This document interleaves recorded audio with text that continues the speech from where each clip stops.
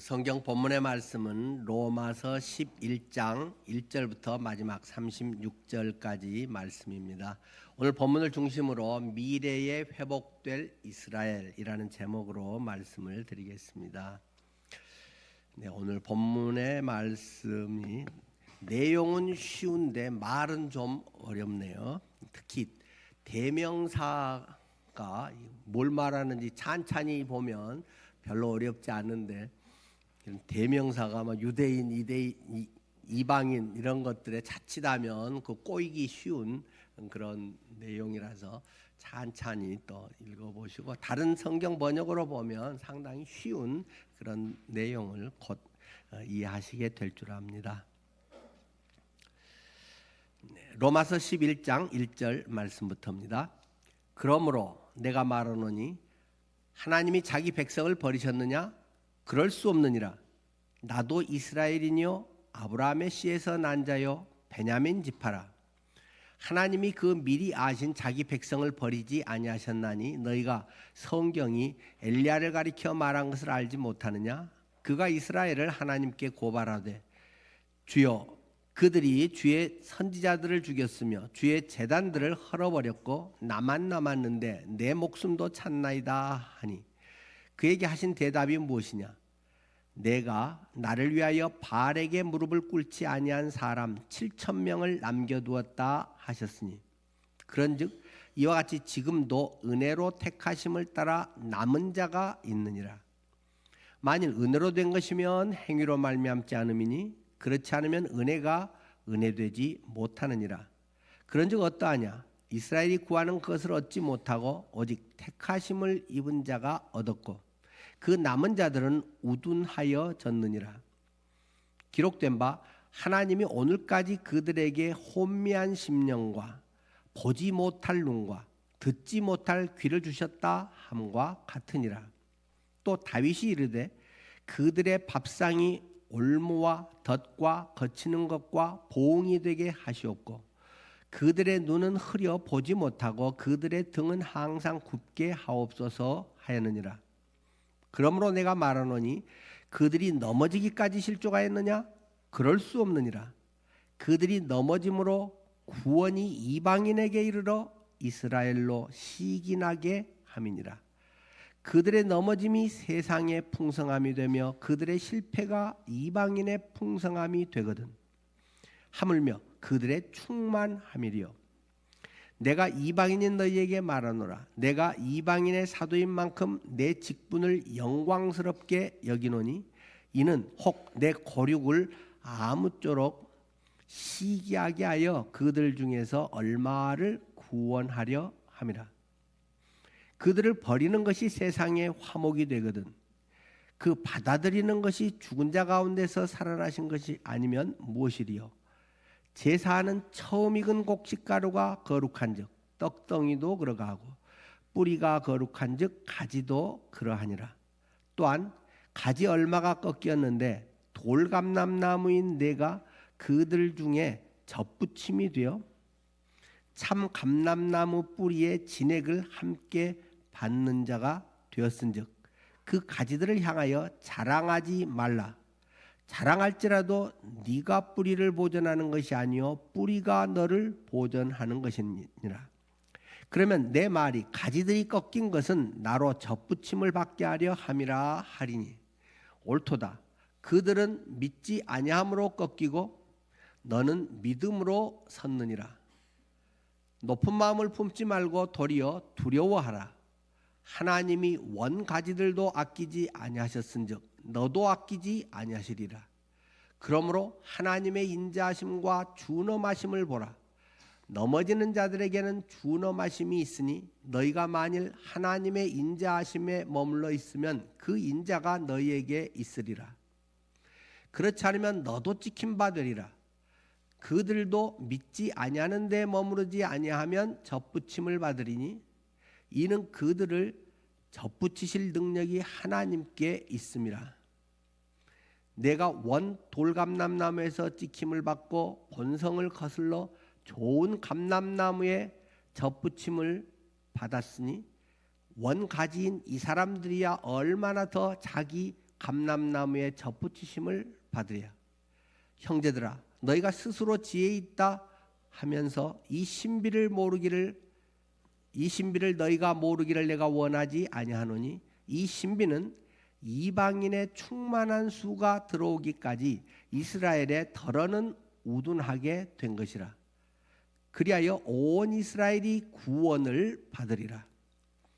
기록된 바 구원자가 시온에서 오사 야곱에게서 경건하지 않는 것을 돌이키시겠고, 내가 그들에게 죄를 없이 할 때 그들에게 이루어질 내 언약이 이것이라 함과 같으니라. 복음으로 하면 그들이 너희로 말미암아 원수된 자요, 택하심으로 하면 조상들로 말미암아 사랑을 입은 자라. 하나님의 은사와 부르심에는 후회하심이 없느니라. 너희가 전에는 하나님께 순종하지 아니하더니 이스라엘이 순종하지 아니함으로 이제 긍휼을 입었는지라. 이와 같이 이 사람들이 순종하지 아니하니 이는 너희에게 베푸시는 긍휼로 이제 그들도 긍휼을 얻게 하려 하심이라. 하나님의 모든 사람을 순종하지 아니하는 가운데 가두어 두심은 모든 사람에게 긍휼을 베풀려 하심이로다. 깊도다. 하나님의 지혜와 지식에 풍성하며 그의 판단은 헤아리지 못할 것이며 그의 길은 찾지 못할 것이로다. 누가 주의 마음을 알았느냐?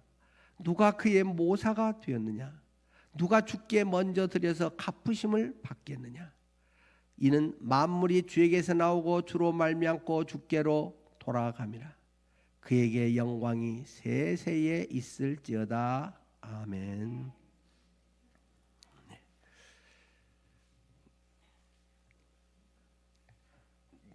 이스라엘 백성들에 대한, 선민들에 대한 이야기가 약간 부록처럼 9장, 10장, 11장에 기록되었다라는 말씀을 드렸습니다. 9장에서는 이스라엘이 과거에 선택을 받았다는 것, 10장에서는 그러나 현재 이스라엘은 하나님을 거절하고 있다는 것, 그리고 오늘 우리가 함께 보는 11장에서는 미래에 그런데 하나님께서 이 이스라엘을 회복하실 것이라는 내용이 담겨 있습니다.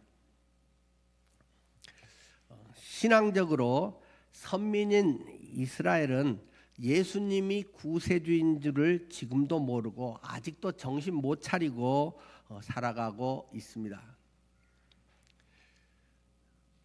이 본문이 기록되어 있는 이 책이 로마서입니다. 로마인들에게 보내는 사도 바울의 편지라는 말이죠. 이방인 로마인들에게 지금 하는 이야기가 지금 오늘 본문의 내용이 되겠습니다.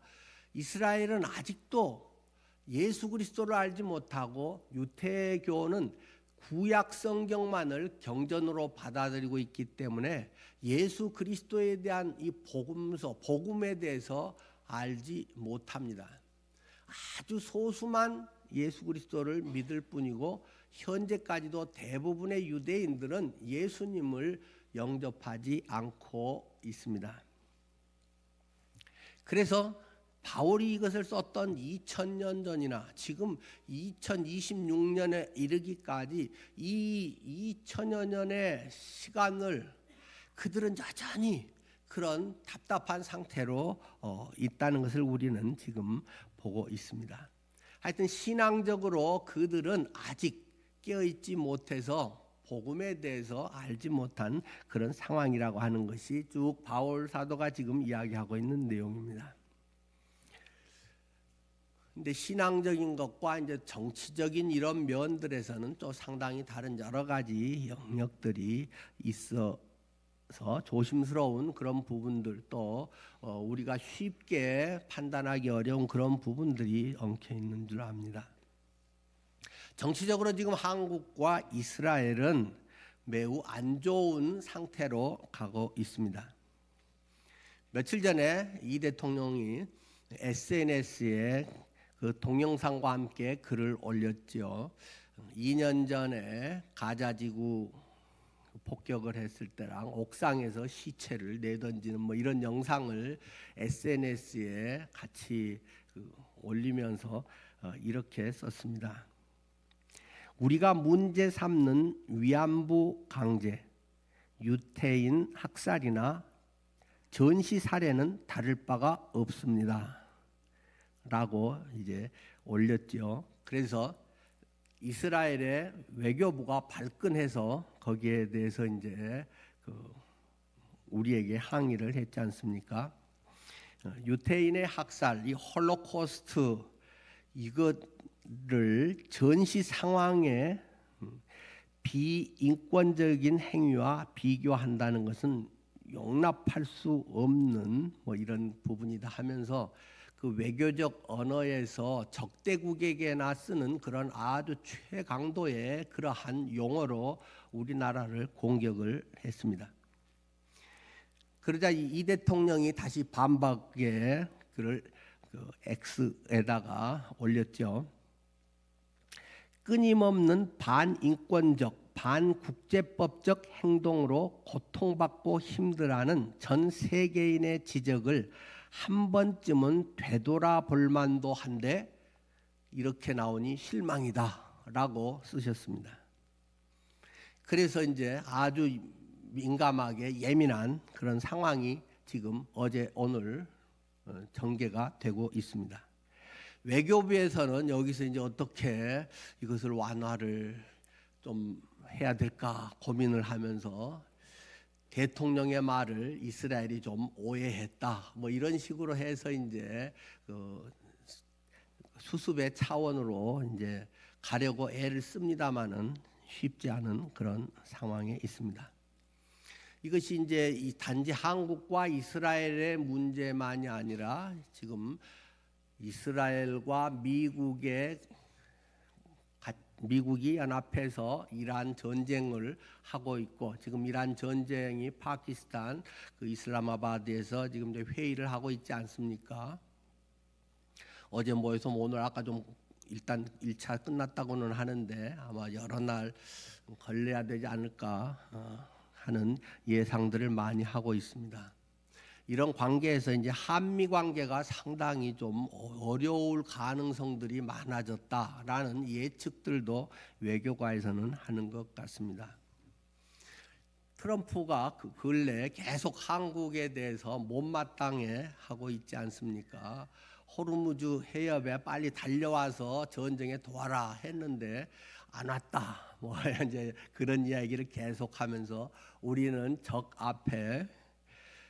적진 앞에 4만 5천 명의 주한미군을 주둔시켜서 지켜주고 있는데 니들은 우리한테 함께 안 했다 하고만 노골적으로 지금 몇 번을 기회마다 지금 꼭 집어서 이야기를 하고 있습니다.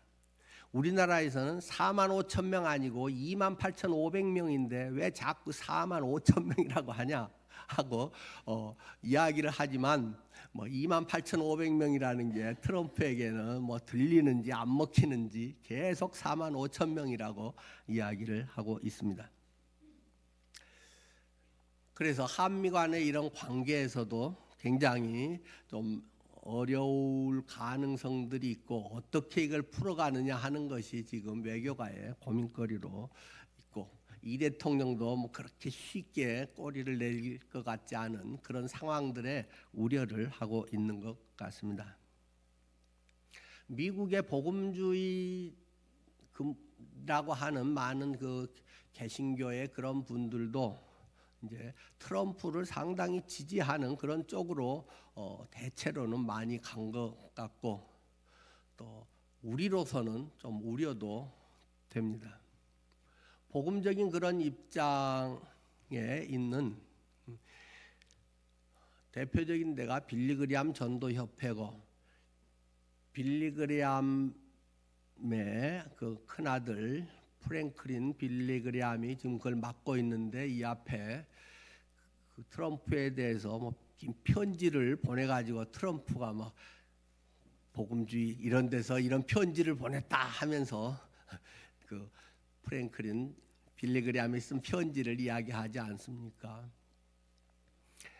그래서 그 프랭클린 빌리그리암은 마치 트럼프를 모세에 비유해서 이야기를 하고 있고, 또 트럼프의 영적 멘토라고 하는 그 폴리 화이트 여자 목사님, 백악관 신앙 사무국장으로 있는 그 양반은 야 부활주일 부활에 관한 것에 마치 그런 비슷하게 트럼프를 부활의 예수님과 약간 비슷한 그런 식으로 또 옹호라고 할까 칭찬이라고 할까 이런 것들을 해서 상당히 많은 신앙인들을 당황스럽게 하고 있습니다. 또 미국의 입장과 우리의 입장은 또 세계적인 입장은 상당한 차이가 있고, 자국 보호주의, 자국의 유익을 위해서 하는 그런 면에서 또 그분들은 또 그런 입장을 취하기도 하겠지만은 상당히 여러 가지 쉽지 않은, 단지 눈에 보이는 그런 현상만이 아니라 여러 가지에 얽혀 있는 문제들이 굉장히 많기 때문에 저도 그런 관계되는 유튜브를 여러 가지 측면의 것들을 많이 보면서 합니다만 잘 모르겠습니다. 거기에 나타나 있는 것은 다 주관적인 자기들의 해석과 성경적인 해석의 그런 것도 또 물론 있긴 하던데, 어떤 몇 개가 꼭 옳다 이렇게 쉽게 이야기하기 참 어렵구나, 그런 것을 많이 생각하게 됩니다. 그래서 쉽사리 어떤 이것이다 저것이다라고 마치 뭘 다 아는 것처럼 이야기하는 것은 상당히 위험한 상황이 아닌가, 그런 이제 생각을 저는 하고 있습니다. 하여튼 무식하면 용감하다고 하는데 저는 용감할 수가 없습니다. 자, 오늘 본문에서 그러나 본문의 말씀 이런 정치적인 것을 접어두고 신앙적인 내용에 대해서 이스라엘의 민족적 구원에 대한 이야기를 오늘 성경 본문은 우리에게 하고 있습니다. 오늘은 그 점에 대해서만 우리가 좀 잘 알면 되지 않을까 싶습니다. 자, 오늘 본문은 지금 시작해서 현재 이스라엘이 예수님을 믿음으로 얻는 하나님의 의를 거절하고 있는 상태다라고 하는 것이 사도 바울이 지금 이야기하고 있는 내용입니다. 그러면 하나님께서 자기 백성을 버리셨단 말인가 하는 질문으로 시작을 하고 있습니다. 1절이죠. 그러므로 내가 말하노니 하나님이 자기 백성을 버리셨느냐? 그럴 수 없느니라. 그럴 수 없다라고, 하나님이 이스라엘 안 버렸다라고 그냥 다 바울 사도는 아주 명확하게 이야기를 하고 있습니다. 그 이유가 무엇인가 하는 것을 계속 이제 설명을 해 나가고 있죠. 1절에서 7절에는 이스라엘의 남은 자들은 언제든지 지금도 구원을 받을 수 있다는 점이고, 8절에서 22절은 이스라엘 전체는 일시적으로 버림받고 이방인이 받아들여진 것이다. 일시적으로 어느 시한부 기간 동안에 이방인이 이렇게 예수님을 자유롭게 영접하고 주님의 자녀가 되는데, 그 기간 동안에 이스라엘이 일시적으로 버림을 받고 이방인이 들어갈 아주 좋은 기회가 된 것이다. 세 번째는 23절에서 36절은 마침내는 이스라엘 전체가 구원을 받게 될 것이다 라는 것이 오늘 본문의 전체적인 내용입니다. 마침내는 이스라엘이 민족적으로 전체적으로 구원을 받는다. 이것은 우리가 예수님을 영접해서 개개인이 각자 개인의 신앙을 또 예수님을 주님으로 영접해서 고백하는 것과 이스라엘이 마지막 때에 전체적으로 구원받는 것은 상당히 다른 특혜라고 할 수 있겠습니다. 물론 그것도 그냥이 아니고 지금 이스라엘이 눈이 어두워져 있다. 구약만 알고 오히려 자부심만 갖고 있고 앞에 9장에서 시작됐잖아요. 우리 조상들이 믿음의 그것이고 우리는 십계명 돌판을 받았고 언약이 있고 뭐 우리를 통해 성경이 써졌고 우리는 우월감에 빠져 있어가지고 바로 보지 못했는데 그것이 눈이 확 하나님이 어떻게 하실지는 모르겠지만 무슨 큰 사건을 통해서 하실지 어떤 무슨 특별한 역사적 일이 뭐가 있을지는 우리가 알지 못합니다만은 하나님이 어떤 순간에 그들이 전체적으로 우리가 헛개비를 봤구나, 우리가 알고 있는 것이 허당이었네, 내 인생 헛살았네 하는 것처럼 우리가 하나님을 잘 믿고 하나님을 섬긴다고 하는 것이 오히려 엉터리가 됐었구나 하는 걸 확 깨닫는 데가 온다. 그래서 성경의 본문에서 이야기하기는 그들이 지금 얼마 동안 멍텅구리가 됐다. 그것을 한자 말로 고상하게 오늘 본문에서는 뭐라고 표현했는가요? 우둔하게 되었다. 우둔하게 하셨느니라. 그들이 지금 영적으로는 멍텅구리가 됐다는 말입니다. 오히려 아무것도 한 것도 없고 내세울 것 없는 이방인들은 하나님 말씀을 그대로 믿고 됐는데 유대인들은 믿음이 아닌 행위로 뭔가 율법을 지켜서 뭔가를 해야 된다고 자기들의 이 고집, 자기들의 종교적인 이 자칫하면 이 독마에 빠져 있는 사람들, 교리적인 틀과 자기의 신앙의 틀에 오래되고 뭔가 전통이 있다고 할수록 빠지기 쉬운 그런 것에 있기 때문에 뻔히 보이는 너무 쉬운 것을 못 보고 있는 멍텅구리가 됐다. 지금 바울은 그 이야기를 본문에서 하고 있는 것입니다. 자, 그것을 조금 더 들여다보기로 하겠습니다. 이스라엘이 미래에 구원받게 될 것이라는 몇 가지 증거에 대해서 네 가지에 대해서 본문은 설명을 합니다. 첫 번째는 개인적인 증거로 1절을 설명하고 있죠. 바울이 그럴 수 없느니라 하면서 나도 이스라엘이뇨 아브라함의 씨에서 난 자요 베냐민 지파라. 이스라엘이 지금도 구원받을 수 있는데 야 나를 봐라, 나 구원받았잖아, 난 하나님 자녀잖아. 지금도 유대인도 예수님을 영접하면 예수님에 대해서 이 믿음의 법으로 행위의 법이 아니라 내가 뭘 했기 때문에라고가 아니라 주님이 날 위해 이렇게 해주셨구나, 예수님의 십자가가 내 스스로의 힘과 종교적인 무엇으로 인해서 단 하나의 죄도 깨끗게 할 수 없는데 예수님이 내가 당해야 할 사형의 형벌까지도 감당해 주심으로 말미암아서 내가 그 안에 들어가면 그분을 내가 모시면 하나가 돼갖고 나도 그렇게 예수 죽음 나의 죽음 예수 부활이 나의 부활이 됐구나 해서 구원을 받는다.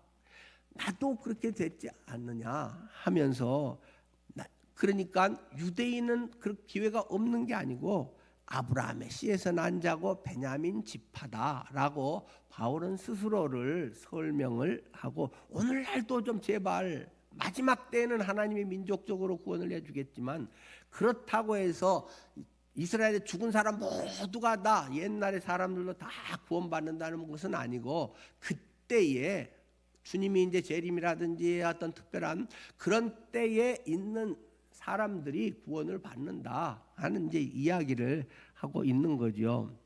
바울은 자신이 베냐민 지파다라고 이야기를 하고 있습니다. 이게 내가 믿음의 조상 아브라함인데, 아브라함이 이삭을 낳고 이삭은 야곱을 낳고 야곱은 12 아들들을 낳는데 맨 막내가 베냐민이다.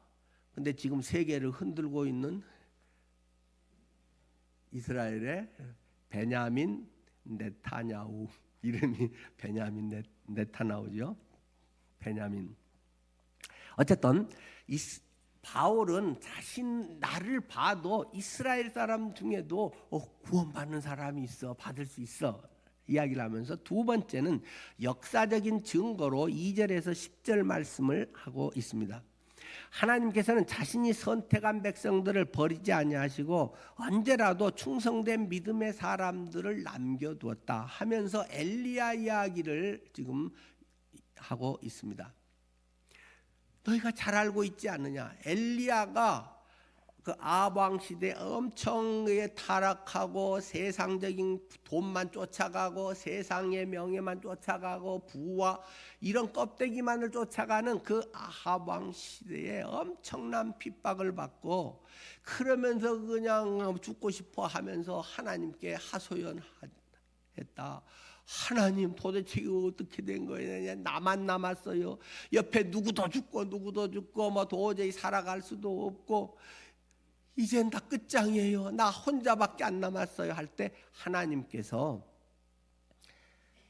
4절이죠. 내가 나를 위하여 바알에게 무릎을 꿇지 아니한 사람 7,000명을 남겨뒀다라는 말씀을 엘리야에게 하지 않았느냐라는 것이 바울이 지금 이야기하고 있는 내용입니다. 우리는 많은 경우 중에 그런 사람 어디 있어? 뭐 아무도 없어. 뭐 이런 식으로 이야기하지만 하나님은 우리가 보는 관점과는 좀 다르게 이 가장 위대했던 선지자 엘리야도 나밖에 안 남은 것 같은데 내가 신앙에 보르고 나밖에 아니고 나머지는 다 변절했거나 다 순교당한 그런 대상들이었는 그런 상태인데 하나님은 의외로 7명도 아니고 7,000명이나 내가 어디에 딱 숨겨놨다. 어디에 다 보존해놨다라고 말씀을 하신다는 것입니다. 우리가 일반적으로 생각하고 눈에 보이고 통계적으로나 그렇게만 할 수 없는 하나님의 깊은 어떠한 뜻 가운데 그러한 특별한 뭐가 있다. 역사적으로도 7,000명을 남겨뒀다고 했지 않느냐. 그러니까 지금 아무도 유대인들 이것들은 뭐 멍텅구리해서 전혀 못 믿어라고 하지만 지금 현실적으로도 보면 메시아닉 주라고 하는 그 유태인 중에서 예수님을 주님으로 영접한 메시아로 영접한 유대인 주 메시아닉 주들이 그래도 제법 있다는 것입니다. 비율은 아주 적습니다만은 그러한 것을 예로 들어서 역사적으로도 유대인이 지금도 주님을 영접하고 구원의 은혜를 입을 수 있다라는 말을 합니다. 세 번째는 경륜적인 증거를 11절에서 24절에 합니다. 경륜이라는 말이 상당히 어려운 단어이죠. 요즘은 뭐 잘 안 쓰는 단어니까 시대적인 섭리라고 할까요? 하나님의 어떤 섭리적 시대의 이런 섭리를 이제 경륜이라고 한자어로 성경에 기록이 되어 있습니다. 이런 유대인과 이방인의 이런 그 구원의 문제 하나님의 그 참 어떤 묘수라고 해야 할까 우리가 생각지 못한 그런 게 있다 하면서 감람나무 접붙이는 이야기를 하고 있습니다. 그러나 여기서 지금 말하는 것은 개개인의 구원의 문제를 말하는 것은 아닙니다. 유대인의 전체적 민족적 문제를 지금 이야기하고 있다는 것을 놓치면 구원론에 대해서 상당히 헷갈릴 가능성이 많이 있습니다. 이방인 구원을 위한 경륜적인 하나님의 뜻이 있다라는 것이 10장 20절의 말씀도 있죠. 20절 옳도다. 그들은 믿지 아니함으로 꺾였고 그들은 유대인들은 예수님을 믿지 아니함으로 그 행위로 뭔가를 더 있어 보이려고 나는 남보다 이게 뭐 있고 없는 사람은 그런 게 없어서 속 편한데 뭔가 있는 사람은 더 우월한 더 뭔가가 앞선다는 이런 걸 하고 싶은 게 자꾸 생긴다는 것입니다. 그러니까 오히려 그것이 하나님께 나아가는데 더 걸림돌이 되고 주님을 영접하지 못한다는 것입니다. 그들은 믿지 아니함으로 꺾이고 구원의 은혜 열매를 맺지 못하고 너는 믿음으로 너는 이 로마인들이 지금 보낸 편지죠. 이방인들은 믿음으로 섰느니라. 믿음으로 그들은 이렇게 세워져서 이제 열매를 맺고 구원의 은혜를 풍성히 누리고 산다는 지금 그런 말씀을 하고 있는 것입니다. 그러면서 21절 하나님이 원가지들도 아끼지 아니하셨은즉 너도 아끼지 아니하시리라. 막 이제 참감람나무, 그리고 오늘 본문에는 이제 돌감람나무라고 이제 되는데, 우리나라에는 뭐 별로 없으니까 그냥 우리나라식으로 이렇게 이제 조금 더 표현하면 이제 단감나무와 땡감나무를 이제 우리가 뭐 이야기하면 조금 더 쉽겠죠. 단감나무가 있는데, 단감나무에 거기서 단감나무 얘가 그냥 좀 빌빌하고 또 잘난 체하고 뭐 이래가지고 조금 삐딱하단 말입니다. 그러니까 그걸 자르고 저기 땡감나무에서 가지를 갖다가 착 막 이렇게 묶어서 접붙임을 했다는 것입니다. 뭐 과수원에서 이제 좋은 거 그런 걸 하잖아요. 그러니까 그 단감나무가 좋지만, 예를 들어 근데 이제 감나무 구체적으로는 저는 잘 모르겠습니다. 근데 예를 들어서 이제 땡감나무는 그래도 그 병충해에도 강하고 열매를 많이 맺는다거나, 땡감이긴 하지만은 그것이 이제 숫자적으로든 크기도 더 크다거나 그러면 어떤 이제 그런 품종이 있으면 접을 붙여서 그 가지에서 이제 좋은 것을 만들어내지 않습니까? 지금 그 이야기를 사도 바울은 하고 있는 것입니다. 유대인 너희들은 참감람나무야, 단감나무와 같아. 그런데 너희들이 늘 교만하고 나는 참감람 뭐 단감나무니까 이 땡감 이까지 것들이야 뭐 하면서 이제 교만에 있으니까 한 가지를 잘라 가지고 거기에 땡감 이방인을 접붙였다. 그렇게 해서 이렇게 이제 그 이방인도 구원을 받게 됐다. 지난번 앞에 10장에서는 하나님께서 이스라엘 백성들을 시기나게 하셨다. 그렇게 오늘 본문에도 시기란 단어를 2번 뭐 쓰셨지만은, 지난번 이런 비유 설명을 드렸죠. 우리 애가 어렸을 때 뭐 서너 살 막 이렇게 할 때 맛있게 이유식을 만들어서 정성껏 해가지고 야 너 먹어 하고 막 소고기를 갈아서 하고 좋은 과일도 넣고 하는데 먹기 싫어 안 먹어 그러고 이제 막 까불고 돌아다니기는 하고 안 먹는데, 옆에 친구한테 야야 그럼 너 친구 준다 그래가지고 친구한테 이렇게 먹여주면 친구는 부러웠다가 얌얌 맛있게 받아 먹는단 말입니다. 그렇게 받아 먹고 있는 걸 보면 아들이 또 샘 나갖고 아이씨 엄마 거를 제가 먹네. 그래서 나도 먹을 거야. 그러면서 이제 와서 나도 줘. 그래가지고 먹는 이제 꼭 그런 이야기 그런 식이라는 말입니다. 유대인이 하나님을 배척해서 하나님이 이방인에게 그들이 시기가 나서 다시 나도 구원 주세요. 나도 구원 받아야겠다. 이런 식으로 해서 남은 자들이 돌아오게 하신다. 이제 그런 말씀이 지금 본문의 말씀입니다. 사실 이것은 로마서 앞에 1장 16절 말씀에서도 있지 않습니까? 로마서의 아주 핵심 구절인 하나인 1장 16절에 내가 복음을 부끄러워하지 아니하노니 이 복음은 모든 믿는 자에게 구원을 주시는 하나님의 능력이 됨이라. 먼저는 유대인에게요. 그리고 다음에는 헬라인에게로다. 모든 믿는 자, 여기서 모두는 누군가요? 유대인이든 이방인이든 모든 믿는 자에게 구원을 주는 하나님의 능력이 되는데, 차례 순서에 있어서는 첫째는 유대인에게고 그 다음에 이방인에게 이 복음이 전해진다. 지금 그것이 바로 지금 여기 로마서 10장 11장에서 이야기하고 있는 내용과 같은 말씀입니다. 어쨌든 그들은 유대인들이 저것들이 하나님을 믿고 하나님하고 하는 거 보면 아주 꼴 보기 싫어 죽겠다는 것입니다. 니들이 뭘 알아?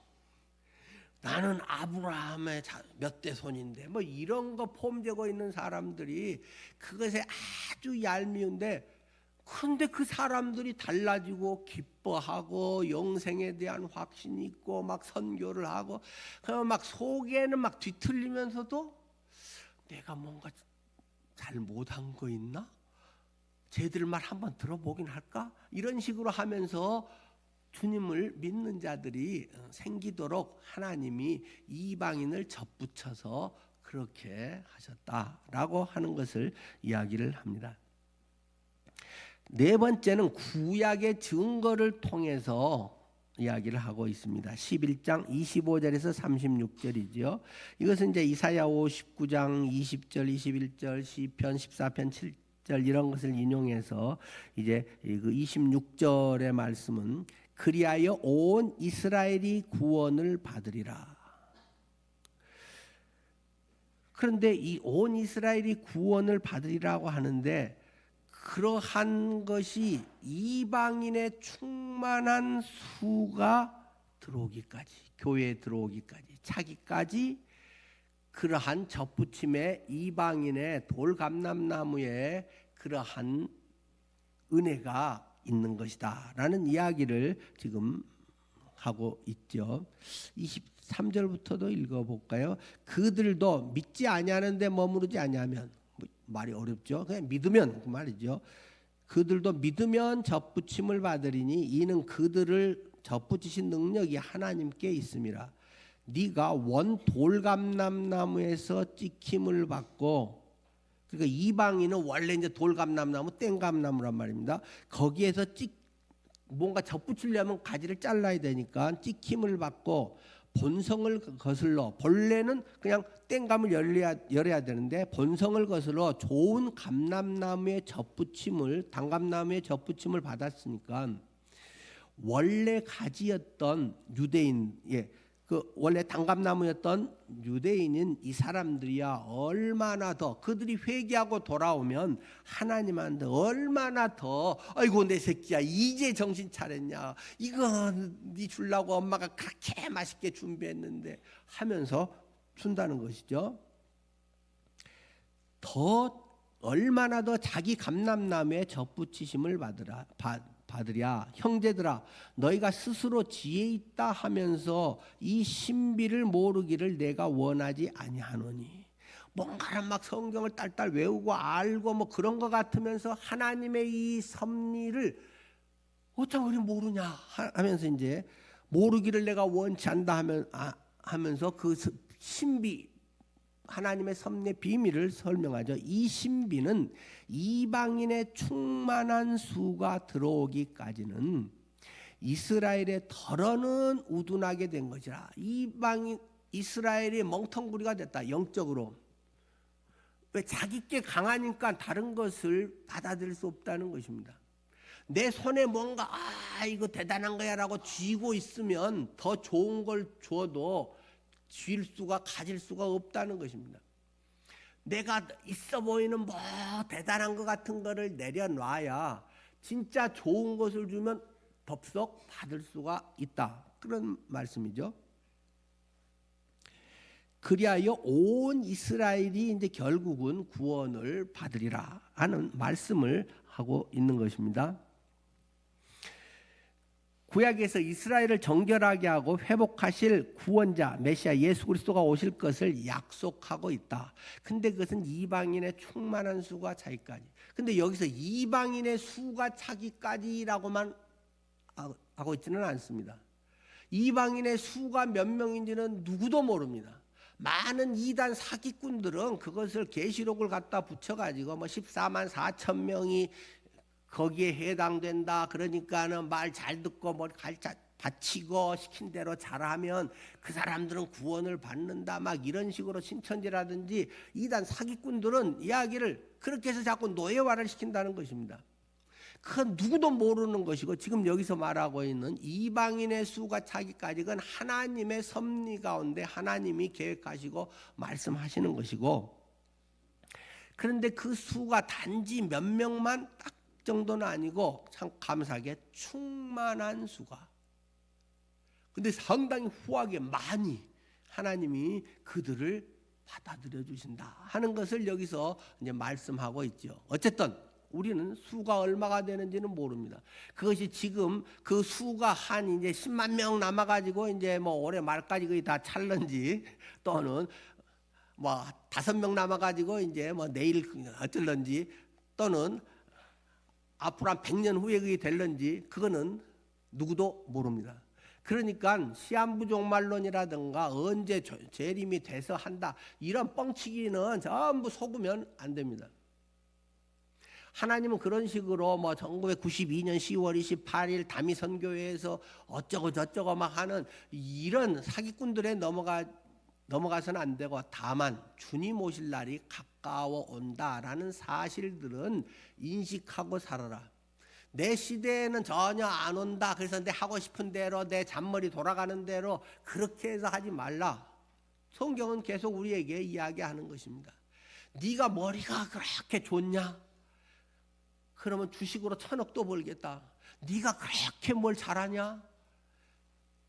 우리가 뭘 잘한다고 하는 것은, 지금 제가 지난 금요일 날 AI에 대한 부분들을 올리고 거기에서 이제 보셨으면 얼마나 이거 보고 금요일 날 이거 하는 것에 반응이 있는지도 보면서 관계되는 것들에, 물론 AI의 긍정적인 면도 굉장히 많죠. 굉장히 유익하지 않습니까? 너무너무 인류가 지금까지 발견한 것 중에서 과학적으로 이보다 더 유익하고 엄청난 것은 아마 없겠지요.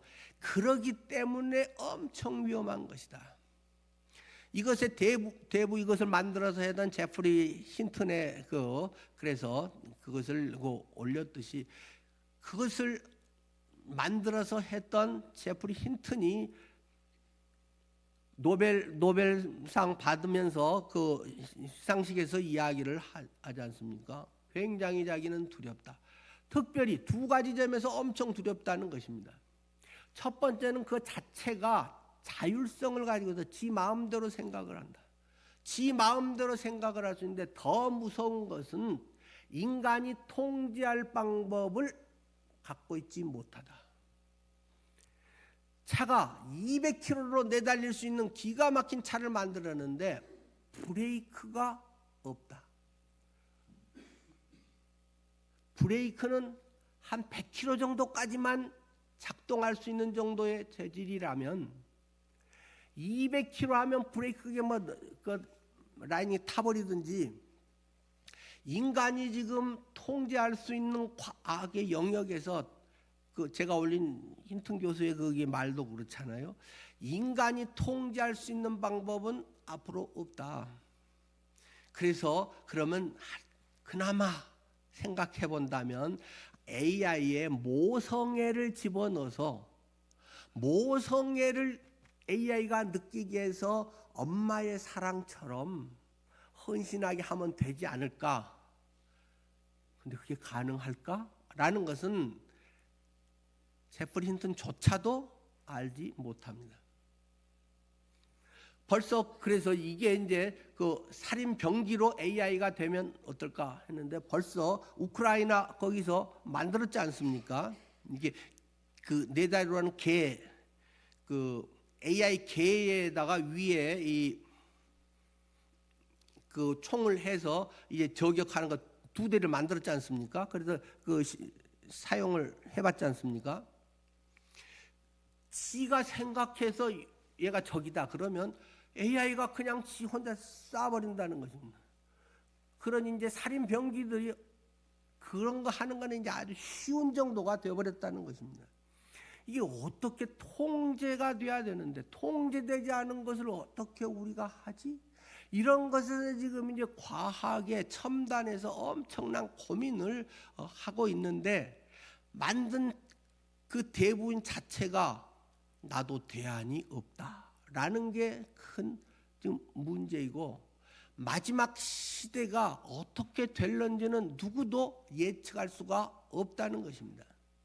지금 우리가 살아온 것 같이 살아서 해결이 될까?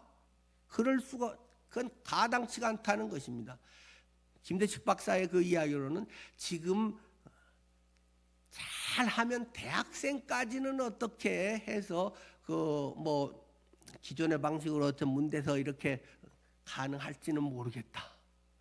근데 지금 초등학생이라든지 뭐 중학생, 초등학생이랑은 전혀 지금 시스템에는 먹히지가 않는다. 나도 모르겠다. 우리나라 거의 최고의 뇌과학자 AI 연구가가 카이스트 교수는 그렇게 이야기를 하고 있습니다. 어쨌든 우리는 종말이 어떻게 될런지는 예측하기가 너무 어렵게 됐습니다.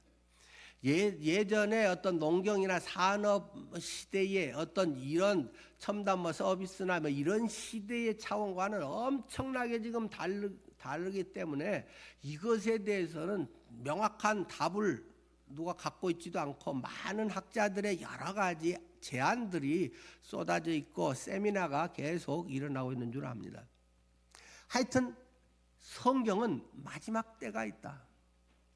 그때 하나님께서 그러나 이스라엘은 본때기로 고생했고 하나님께서 사랑해서 특별히 그들을 위해서 지금까지 인도했기 때문에 그때 남아있는 사람들은 다 구원해 줄게 라고 하는 것이 오늘 본문에서의 내용이기도 합니다. 어쨌든 더 중요한 것은 우리는 이방인의 충만한 수가 들어올 때까지 했는데 바로 여러분은 아주 좋은 기회에 아주 시대를 잘 만나가지고 예수님을 영접해서 내가 거기에 딱 탑승하게 되었다는 것입니다. 그런데 지금도 아무리 말해줘도 못 알아듣는 사람은 여전히 있다. 교회 오래 다니고 뭔가 성경을 알아도 여전히 믿지 않는 사람은 우리 주변에도 얼마든지 있다. 그것이 지금 성경이 계속 우리에게 그래서 보라 지금은 은혜 받을 만한 때요 보라 지금은 구원의 날이로다 하면서 우리를 하나님의 구원의 은혜로 초청하는 것입니다. 그래서 뭐 기독교인을 좀 더 만들고 어쩌고 뭐 그런 게 뭐 그리 중요하겠습니까?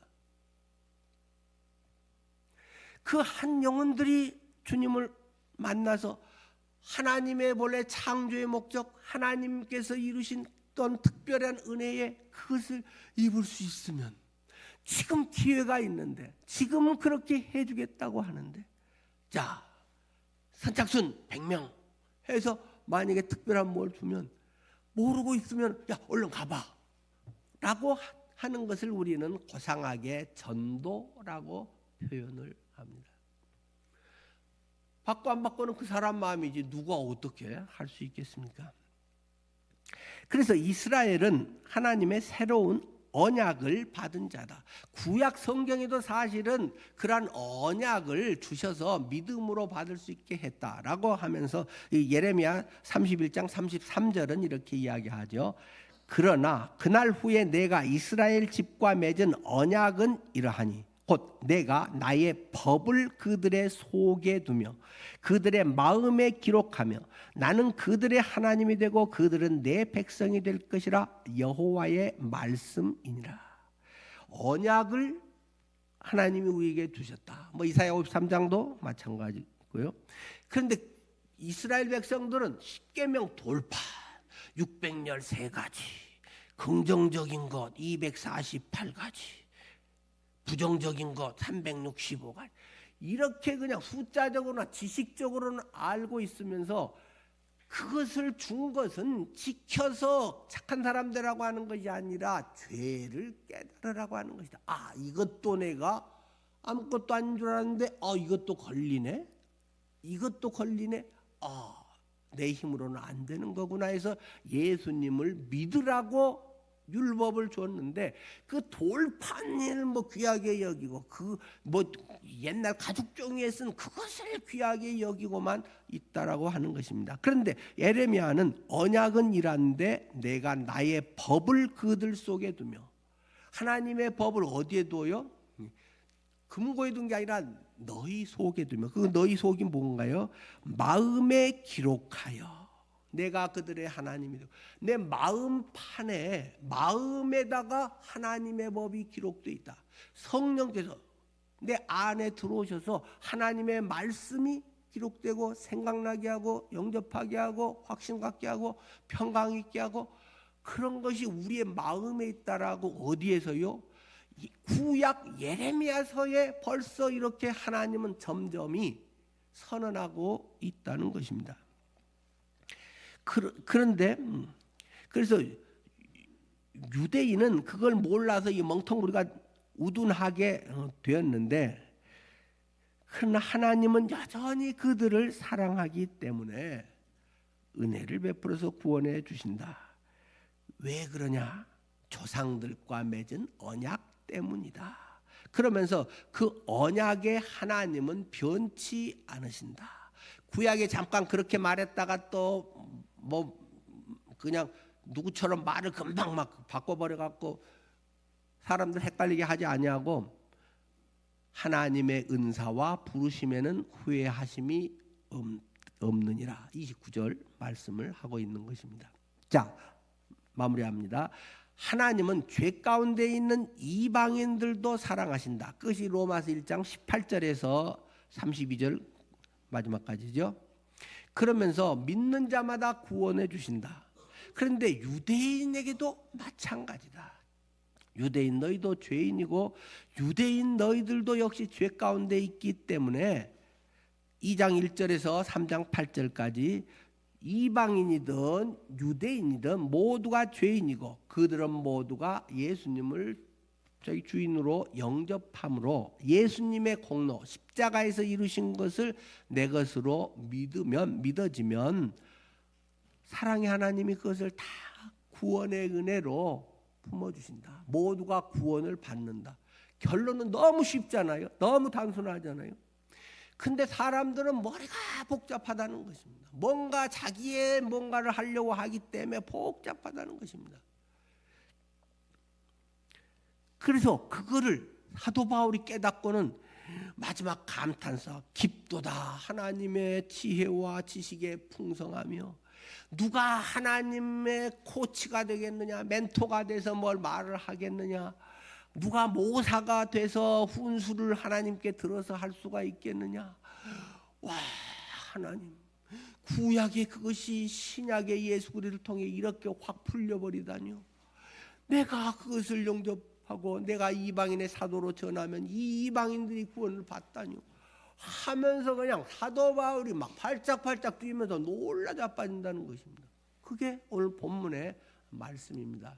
여러분들의 삶에 이방인이든 유대인이든 믿음으로 오직 사는 것이다 라는 사실을 확신하면서 누리고 증언하고 생활하실 수 있기를 축원합니다. 기도하겠습니다.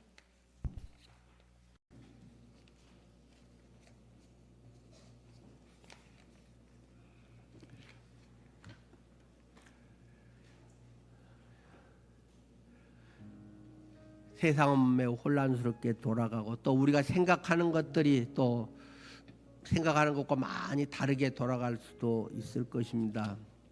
우리가 안다고 하는 것들이 철석같이 붙들고 있고 하는 것들이 아니네라고 하는 것이 될지도 모릅니다. 사도 바울 같은 사람도 성경 전문가도 이 구약과 신약의 그것을 잘 몰랐습니다. 나중에야 눈이 열립니다. 여러분은 무엇을 추구하며 살아가시겠습니까? 세상의 이념이나 지식이나 그런 것도 필요합니다. 하지만 내게 참으로 영생에 여러분 안에 마음판에 하나님의 말씀이 새겨져 있습니까? 성령이 여러분 가운데 계십니까? 성령의 음성이 들립니까? 조금 참고하시라고 주보 사면에 글 써놓은 것이 있습니다. 여러분이 옛날에 살아오는 그런 세상적 방법과 자녀 교육을 그대로 하면 나중에 더 큰 잘못, 더 못되게 돼버릴 가능성이 훨씬 많을 것입니다. 주님을 의지하십시오. 주님의 지혜를 배우십시오. 먼저 하나님의 나라와 의를 구하십시오. 성령의 음성이 들려야 합니다. 그렇지 않으면 나의 것은 껍데기 멍텅구리일 수밖에 없다는 것을 성경은 오늘 설명하고 있습니다. 하나님, 저희의 지혜의 영을 밝게 하셔서 바로 깨닫게 하시고 하나님의 말씀이 내 속에서 이해되고 해석되고 경험되고 능력으로 임하게 하옵소서. 예수님 이름으로 기도드립니다.